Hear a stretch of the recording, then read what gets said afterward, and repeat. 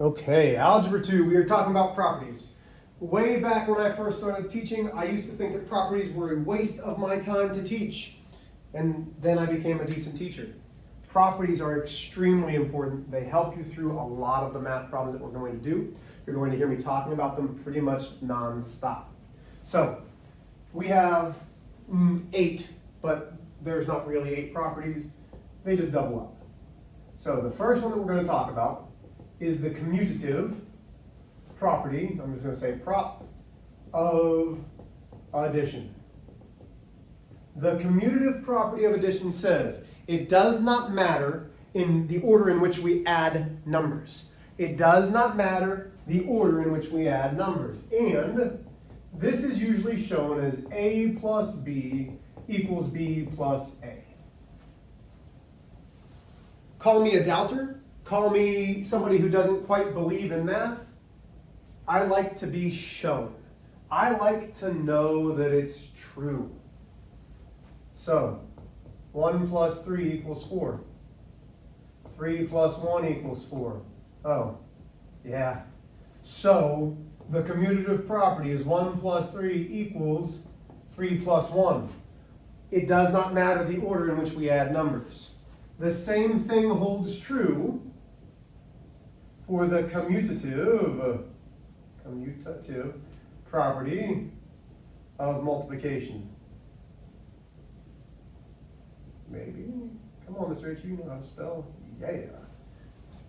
Okay, so the commutative property of multiplication says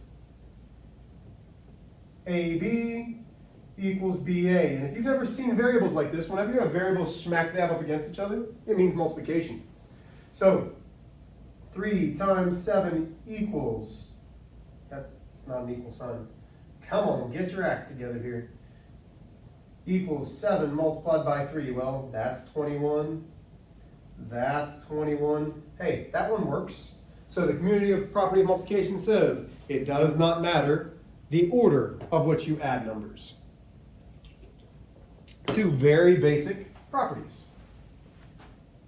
That's going to be important because we will always be manipulating equations to make it easy for ourselves. So we might have to move numbers around. Then we have the associative property of addition. And this talks about the way that we group numbers. So let's say I have A plus B plus C. That's supposed to be equal to A plus B plus C. This is saying that when we use grouping symbols, it doesn't really matter as long as we're adding them. So 1 plus 2 plus 3 is the same as 1 plus 2 plus 3. Prove it. 2 plus 3 is 5, 1 plus 5 is 6, 1 plus 2 is 3, 3 plus 3 is 6. Oh, so again, as long as we're adding all of the numbers, it does not matter which way we group it. We can move parentheses around. I don't know why I wrote a 2 up here. It's not supposed to be 2, it's supposed to be 3. You'd think a math teacher would know what comes after 2. Number 4, we have the associative property of multiplication. And once again, multiplication, there we go.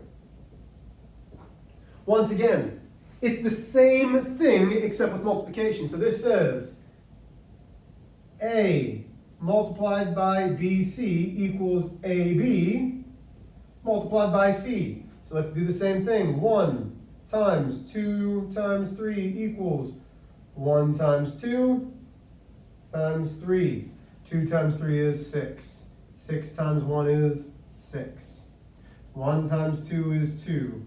Times 3 is 6. 6 equals 6. This one checks out. So those are 4 of our basic ones. Okay, this helps us manipulate problems around.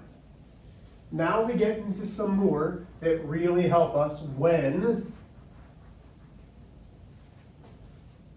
we are solving equations. So number 5 is the additive inverse, not inverse, let's go additive identity property. This says If I add anything and 0, I get the anything. So -7 plus 0 gives me the -7. 0 plus -7 also gives me -7. Why? The commutative property still holds, but anything plus 0 is giving me that same number. Same thing now, except we have the multiplicative identity.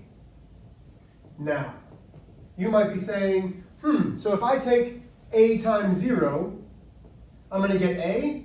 Absolutely not. For multiplicative identity, we have to multiply by 1. A times 1 is a. So for multiplication, anything times 1 gives me that anything. -3/7 multiplied by 1 gives me -3/7. You have to multiply by 1 in the multiplicative identity. Last two, kiddos. Here we go.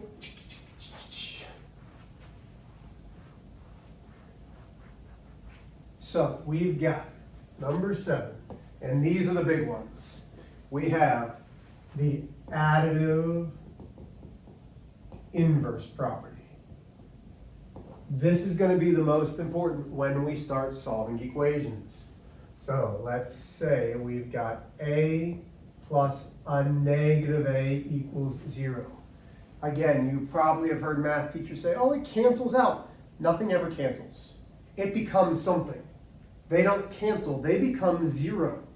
So if I've got a number and I'm adding it to its opposite, it will equal 0. If I've got a number and I add to it, -3/5 is a number, its opposite is +3/5. It will equal 0. That is important when we are isolating variables in equations. You need to know the additive inverse. If you're wondering why you keep hearing me have drink, it's because I'm drinking my amino energy. This is like the 15th video that I've taken today. So right now, it's new teacher week, and they're like, you have all this time in your classroom. I've been working for 18 years in education. I don't need all that time, but I am going to make a lot of videos. So again, we're on like video 15 between my 3 classes that I teach. So if I sound tired, I am. Last property, the multiplicative inverse. Once again, we're not going to be multiplying it by its opposite. This is the reciprocal. It's a multiplied by its reciprocal, which is 1 divided by a, which equals 1. So let's try something like this. 7 multiplied by 1/7 should equal 1. But why? Any number, any whole number, has a denominator of 1. 7 times 1 is 7. 1 times 7 is 7. 7 divided by 7 is 1. Mr. H, you lost me. Well, watch this, guys. So let's say we have 3/5. Its reciprocal is 5/3. Before I put that this is 1, 3 multiplied by 5 is 15. 5 multiplied by 3 is 15. So I now have a fraction that is 15 divided by 15. Well, 15 divided by 15 is 1. That is the multiplicative inverse. You have to have a number and its reciprocal. The reciprocal is its flipped version. If you have any questions on the properties, please let me know.